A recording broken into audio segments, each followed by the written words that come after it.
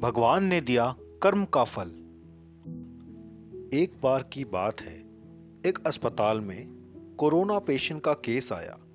मरीज बेहद ही सीरियस था। उस मरीज का नाम प्रकाश था।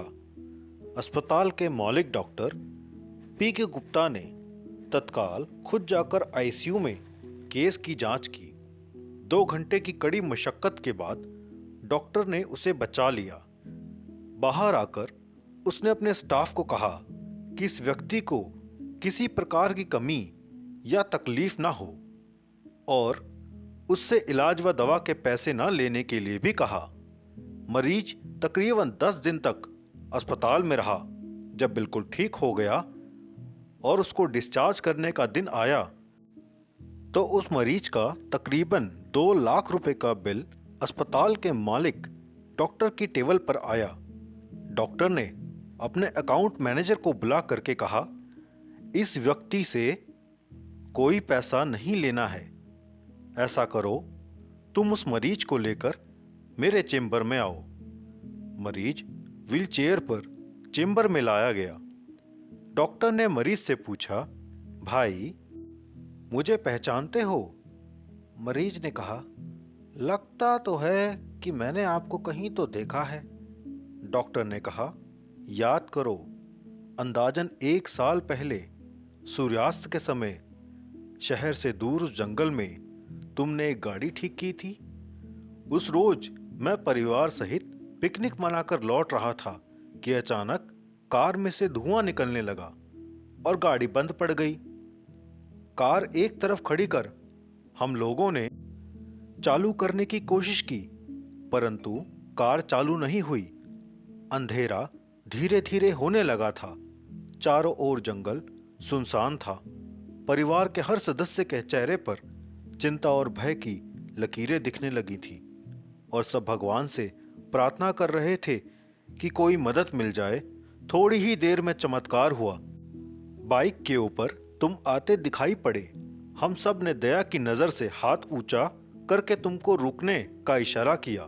तुमने बाइक खड़ी करके हमारी परेशानी का कारण पूछा। तुमने कार का बोनट खोलकर चेक किया और कुछ ही क्षणों में कार चालू कर दी। हम सबके चेहरे पर खुशी की लहर दौड़ गई। हमको ऐसा लगा कि जैसे भगवान ने आपको हमारे पास भेजा है, क्योंकि उस सुनसान जंगल में रात गुजारने के ख्याल मात्र से ही हमारे रोंगटे खड़े हो रहे थे। तुमने मुझे बताया था कि तुम्हें गैराज चलाते हो। मैंने तुम्हारा आभार जताते हुए कहा था कि रुपए पैसे होते हुए भी ऐसे मुश्किल समय में मदद नहीं मिलती। तुमने ऐसे कठिन समय में हमारी मदद की। इस मदद की कोई कीमत नहीं है, यह अमूल्य है। परंतु फिर भी मैं पूछना चाहता हूं कि आपको कितने पैसे दूं? उस समय तुमने मेरे आगे हाथ जोड़कर जो शब्द कहे थे, वह शब्द मेरे जीवन की प्रेरणा बन गए हैं। तुमने कहा था, मेरा नियम और सिद्धांत है कि मैं मुश्किल में पड़े व्यक्ति की मदद के बदले कभी कुछ नहीं लेता। मेरी इस मजदूरी का हिसाब भगवान रखते हैं। उस दिन मैंने सोचा कि जब एक सामान्य आय का व्यक्ति इस प्रकार के उच्च विचार रख सकता है और उनका संकल्प पूर्वक पालन कर सकता है, तो मैं क्यों नहीं कर सकता। और मैंने भी अपने जीवन में यही संकल्प ले लिया। 1 साल हो गया, मुझे कभी कोई कमी नहीं पड़ी। अपेक्षा पहले से अधिक मिल रहा है। यह अस्पताल मेरा है। तुम यहां मेरे मेहमान हो और तुम्हारे ही बताए हुए नियम के अनुसार मैं तुमसे भी कुछ नहीं ले सकता। ये तो भगवान की कृपा है कि उसने मुझे ऐसे प्रेरणा देने वाले व्यक्ति की सेवा करने का मौका दिया। ऊपर वाले ने तुम्हारी मजदूरी का हिसाब रखा और हिसाब आज उसने चुका दिया। मेरी मजदूरी का हिसाब भी ऊपर वाला रखेगा और कभी जब मुझे जरूरत होगी वो जरूर चुका देगा। डॉक्टर ने मरीज से कहा, तुम आराम से घर जाओ और कभी भी कोई तकलीफ हो तो बिना संकोच मेरे पास आ सकते हो।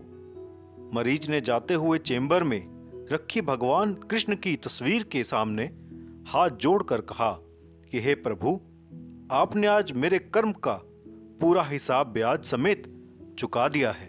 दोस्तों, इस कहानी से हमें ये सीख मिलती है कि हमें निस्वार्थ होकर दूसरों की मदद करनी चाहिए, जिसका हिसाब भगवान रखते हैं और ज़रूरत के समय में आपको किसी न किसी रूप में मदद के लिए आते हैं। तो हमेशा कर्म करो, फल की चिंता मत करो। आशा करता हूँ मेरे दोस्तों आपको आज की कहानी पसंद आई हो। कृपया मुझे सपोर्ट करें, मेरे चैनल को सब्सक्राइब करें, लाइक करें और कमेंट करके मुझे बताएं कि आज की कहानी आपको कैसी लगी। आपका धन्यवाद।